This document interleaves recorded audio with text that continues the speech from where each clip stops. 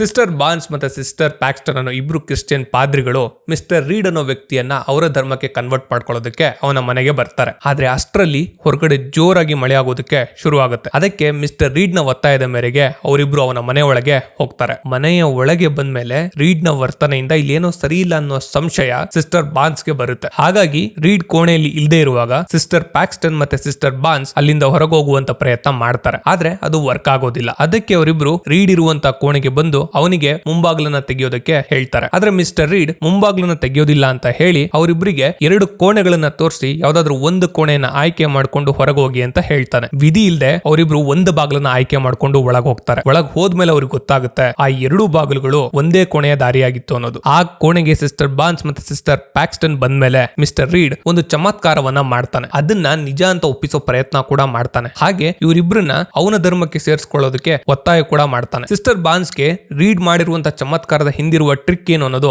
ಅರ್ಥ ಆಗುತ್ತೆ. ಹಾಗಾಗಿ ಅವಳು ಇವನನ್ನ ವಿರೋಧಿಸ್ತಾಳೆ. ಜೊತೆಗೆ ಪ್ಯಾಕ್ಸ್ಟನ್ಗೂ ಕೂಡ ಇದು ನಿಧಾನಕ್ಕೆ ಅರ್ಥ ಆಗುತ್ತೆ. ಹಾಗಾದ್ರೆ ಆ ಇಬ್ರು ಸಿಸ್ಟರ್ಗಳು ಇವನ ಧರ್ಮನ ಒಪ್ಕೊಳ್ತಾರ ಅಥವಾ ಇವನಿಂದ ತಪ್ಪಿಸ್ಕೊಳ್ತಾರ? ಆ ರೂಮ್ ನಲ್ಲಿ ಏನೆಲ್ಲ ನಡೆಯುತ್ತೆ ಅನ್ನೋದು ನೀವು ಈ ಸಿನಿಮಾದಲ್ಲೇ ನೋಡ್ಬೇಕು. ಈ ಸಿನಿಮಾದ ಹೆಸರು ಹೆರಿಟಿಕ್. ಸಿನಿಮಾದ ಕೊನೆಯ ಕ್ಷಣದವರೆಗೂ ಸಿನಿಮಾದಲ್ಲಿ ಏನಾಗುತ್ತೆ ಅನ್ನೋ ಕುತೂಹಲ ನಮ್ಮನ್ನ ಹಿಡಿದಿಟ್ಟು ಕೂರಿಸುತ್ತೆ. ಈ ಸಿನಿಮಾ ಅಮೆಜಾನ್ ಪ್ರೈಮ್ ನಲ್ಲಿದೆ. ಯಾರಿಗೆಲ್ಲ ಇಂಟ್ರೆಸ್ಟ್ ಇದೆ ಅವರಿಗೆ ನೋಡಬಹುದು.